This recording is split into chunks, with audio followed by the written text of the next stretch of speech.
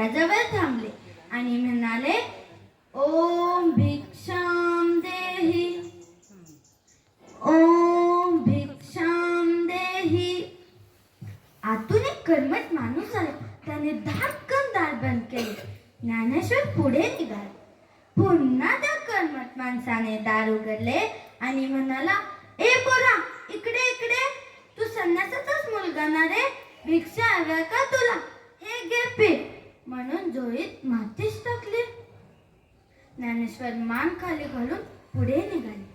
पुन्हा त्या कर्मठ माणसाने त्यांची झोळी तोडून घेतली आणि म्हणाला, थांब थांब, या भाकऱ्या पण घेऊन जा. कसं काय रे, असं डोळे फाडून काय बघतोस? चल ने, भिक्षा मागतोय.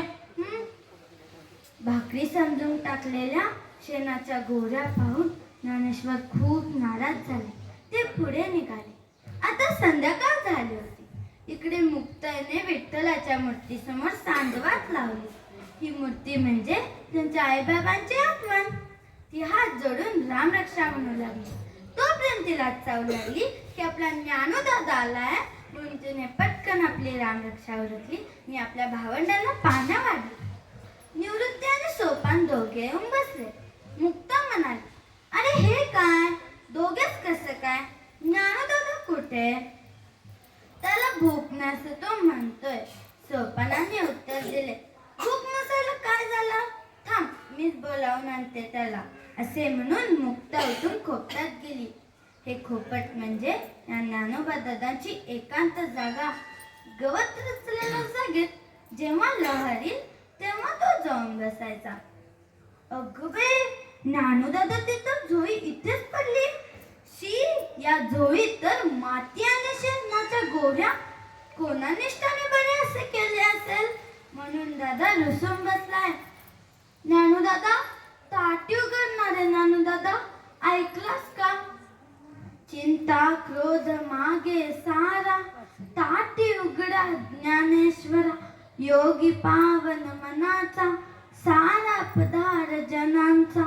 ईश्वरागे झाले वन्नी, संती सुखे व्हावे पाणी. शब्द शस्त्र झाले क्लेश, संती मानावा उपदेश. विश्वपट ब्रह्मदोरा, ताटी उघडा ज्ञानेश्वरा. ताटी उघडा ज्ञानेश्वरा. ए ज्ञानोदादा, आपल्याशी कोणी वाईट वागले तर त्यांना क्षमा करावी हे तू सांगतोस ना रे? आणि आता स्वतःच रागावून बसलास. अरे, या उर्मट लोकांमुळे तर काय साऱ्या जगावर काय रुसायचं?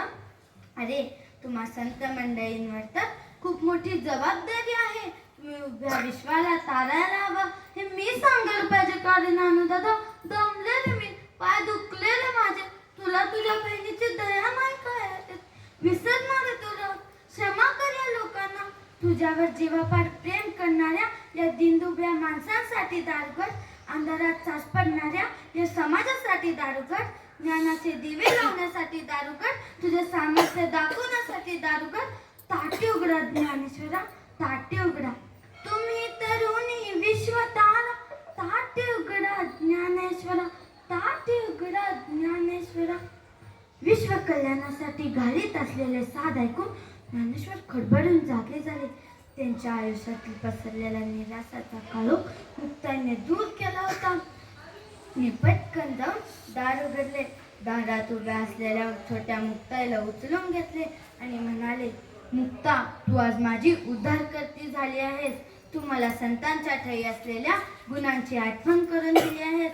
खरोखरच मुक्ताईने प्रत्यक्ष जीवनात अध्यात्म कसे जगावे हे ज्ञानेश्वरांना दाखवून दिले. आपणही सर्वांसाठी मुक्ताईकडे एक मागणे मागूया. सर्वे भवन्तु सुखिनः, सर्वे सन्तु निरामया, सर्वे भद्राणि पश्यन्तु, मा कश्चित् दुःखमाप्नुयात्. धन्यवाद.